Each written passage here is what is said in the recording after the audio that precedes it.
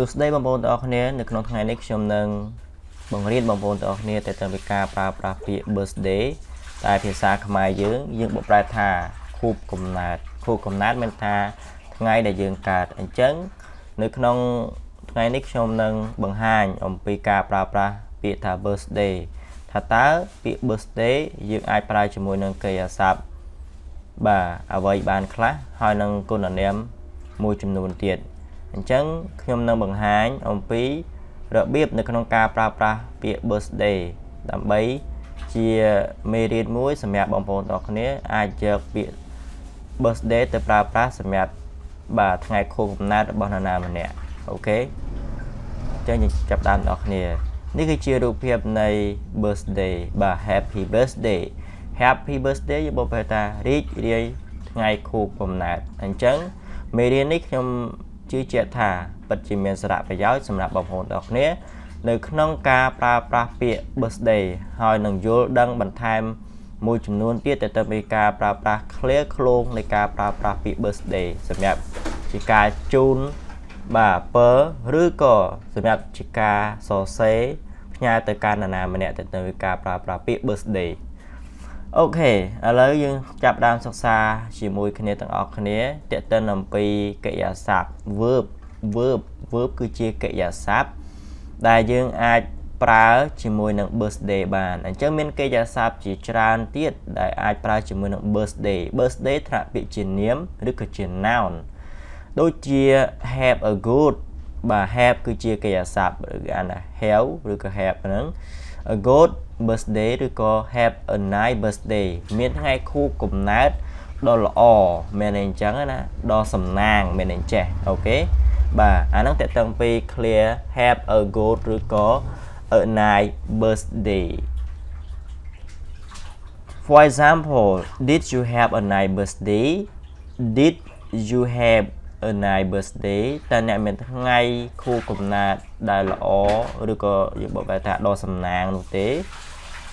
អូខេ clear បន្តទៀត get something for your birthday get something for your birthday យើងបកប្រែថាម៉េចទៅ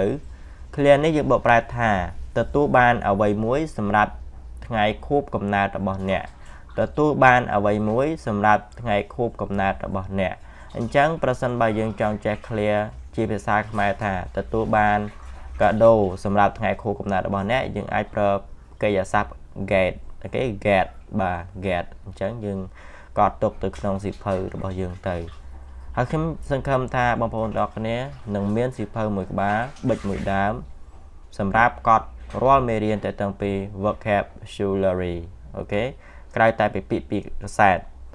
ជាទូទៅខ្ញុំបង្រៀនទៅទាំងពីការបកប្រែកាសែតអញ្ចឹងបងប្អូនអាចមាន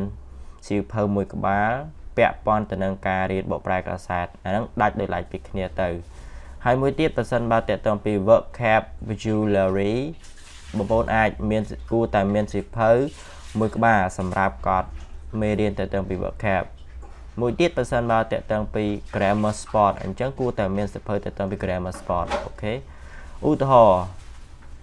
what did you get for your birthday អញ្ចឹងបងប្អូនអាចសួរ clear ហ្នឹងទៅកាន់មិត្តភ័ក្តិទៅកាន់បងប្អូនឬក៏នរណាម្នាក់ដែលបងប្អូនទាំងអស់គ្នាចង់សួរ what did you get for your birthday តើអ្នកទទួលបានអ្វីសម្រាប់ថ្ងៃខួបកំណើតរបស់អ្នកជានាឡិកាជាខ្សែកឬក៏ជាខ្សែដៃឬក៏ជារបស់មានតម្លៃដទៃទៀតអូខេបន្តមកទៀត celebrate អញ្ចឹងគេប្រើកិរិយាសព្ទ celebrate បូកជាមួយនឹង birthday ដែរ celebrate somebody birthday មានន័យថាម៉េចប្រារព្ធថ្ងៃខួបកំណើតរបស់នរណាម្នាក់ប្រារព្ធថ្ងៃខួបកំណើតរបស់នរណាម្នាក់ For example he will celebrate his 90th birthday on 25 August គាត់នឹងប្រារព្ធថ្ងៃខួបកំណើតលើកទី90ឆ្នាំលើកទី90របស់គាត់នៅថ្ងៃទី25ខែសីហាអញ្ចឹងគេប្រើ clear ថា celebrate somebody birthday ឧបមាថាយើងចង់ប្រារព្ធថ្ងៃខួបកំណើតឲ្យទៅនរណាម្នាក់យើងអាចប្រើ clear នឹងបាន celebrate my girlfriend birthday អញ្ចឹងទៅ celebrate okay my boyfriend birthday អូខេអញ្ចឹងយើងអាចប្រើឬបង្កើតឧទាហរណ៍ផ្សេងដទៃទៀតបន្តមកទៀតតើតើពី remembers somebody birthday បាទចាំចងចាំថ្ងៃខួបកំណើតរបស់នរណាម្នាក់ចងចាំថ្ងៃខួបកំណើតរបស់នរណាម្នាក់ឧទាហរណ៍ she always remembers my birthday នាងតែងតែចងចាំថ្ងៃខួបកំណើតរបស់ខ្ញុំថ្ងៃខួបកំណើតរបស់ខ្ញុំគឺថ្ងៃណាអូខេ17មីនាអូខេ17មីនាជាឧទាហរណ៍អញ្ចឹងណាអញ្ចឹង she always remembers my birthday នរណាម្នាក់ដែលយើងដែលចងចាំថ្ងៃខួបកំណើតរបស់យើងអូខេហើយគាត់ប្រារព្ធអូខេ celebrate somebody birthday អញ្ចឹងថ្ងៃហ្នឹងខ្ញុំគិតថាមេរៀនមួយហ្នឹងគឺមានសារៈសំខាន់សម្រាប់បងប្អូនទាំងគ្នាដែលអាចប្រើបាទ clear តើតើពី birthday បានអូខេបន្តទៀតមក forget somebody birthday ភ្លេចថ្ងៃខួបកំណើតរបស់នរណាម្នាក់ឧទាហរណ៍ oh no អូអត់ទេ I forgot his birthday ខ្ញុំបានភ្លេចថ្ងៃខួបកំណើតរបស់គាត់បាត់ទៅហើយអញ្ចឹងមិនដឹងថាថ្ងៃខួបកំណើតរបស់គាត់នៅថ្ងៃណាទេខែណាទេបន្តមកទៀត give something to somebody for their birthday ឲ្យអ្វីមួយទៅកាន់នរណាម្នាក់សម្រាប់ថ្ងៃខួបកំណើតរបស់ពួកគេឲ្យអ្វីឲ្យជាសៀវភៅ big ឬក៏កាដូដទៃទៀតជាឧទាហរណ៍ I never know what to give him for his birthday ខ្ញុំមិនដែលដឹងថា what to give តើគួរឲ្យអ្វីទៅកាន់គាត់អូខេគួរឲ្យអ្វីទៅគាត់សម្រាប់ថ្ងៃខួបកំណើតរបស់គាត់ I never know what to give him for his birthday អញ្ចឹង clear ទាំងអស់ដែលខ្ញុំលើកឡើងនោះគឺសំខាន់សម្រាប់បងប្អូនទាំងគ្នាអាចយកទៅប្រើប្រាស់បានអូខេបន្តមកទៀតយើងប្រើ birthday បូកជាមួយនឹង noun វិញម្ដងអូខេដូចជា birthday card birthday card គឺ card birthday don't forget to send her a birthday card កុំភ្លេចផ្ញើ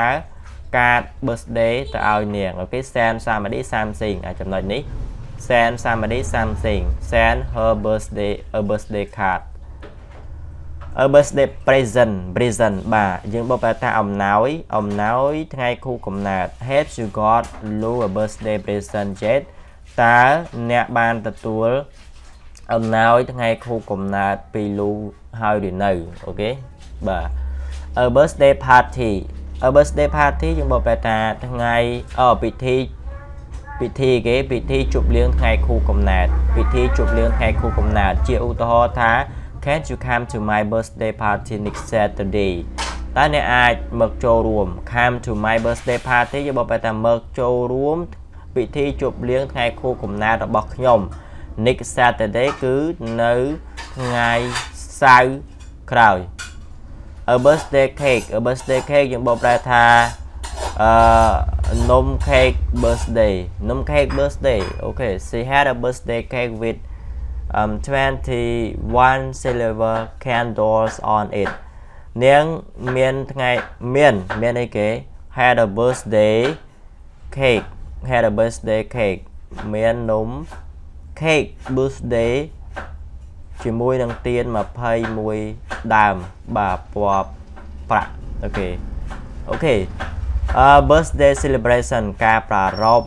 ធ្វើថ្ងៃខួបកំណើតបាទ celebration birthday celebration the president 60 birthday celebration ការប្រារព្ធថ្ងៃខួបកំណើតលើកទី60នៃរបស់ប្រធានាធិបតី birthday meal អូខេពិធីញ៉ាំអាហារថ្ងៃខួបកំណើតអូខេពិធីញ៉ាំអាហារថ្ងៃខួបកំណើត Where are you going for your birthday meal តើអ្នកនឹងទៅកន្លែងណាសម្រាប់ថ្ងៃបាទសម្រាប់អាហារមួយពេលនៃថ្ងៃខួបកំណើតអូខេនេះពាក់ព័ន្ធទៅនឹងការប្រើប្រាស់ birthday បូកមួយ noun adjective វិញម្ដងដូចជា somebody first 18 40 extra អញ្ចឹងទៅ birthday ឧទាហរណ៍ថា it's mom's 50 birthday tomorrow វាគឺជាថ្ងៃខួបកំណើតលើកទី50របស់ mom អូខេរបស់ mom គឺជាម៉ាក់នឹងឯងនៅថ្ងៃស្អែកអញ្ចឹងយើងអាចប្រើគុណនាមដូចជា first ដូចជាប្រមាណគម្រប់ខួបលើកទីប្រមាណយើងដាក់មកអូខេ happy birthday ជាទូទៅយើងដឹងហើយសម្រាប់តែក្មេងតូចក៏គេចេះដែរបាទសម្រាប់និយាយទៅកាន់នរណាម្នាក់ដែលយើងចង់ជូនពរ happy birthday រីករាយថ្ងៃខួបកំណើតអូខេអញ្ចឹងយើងអាចប្រើតា Happy birthday Linda Happy birthday ពិសី Happy birthday អូខេវត្តៃអញ្ចឹងទៅអូខេអានេះ clear តែទាំងពីការប្រើ adjective អូខេអរគុណច្រើនចំពោះការទស្សនាវីដេអូមួយនេះពាក់ព័ន្ធទៅនឹងការប្រើប្រាស់ពាក្យថា birthday អូខេជូនពរអ្នកទាំងអស់គ្នាទទួលបានចំណេះដឹងបន្ថែមទៀតនៅក្នុងថ្ងៃនេះគោរពជំរាបលាបាយបាយ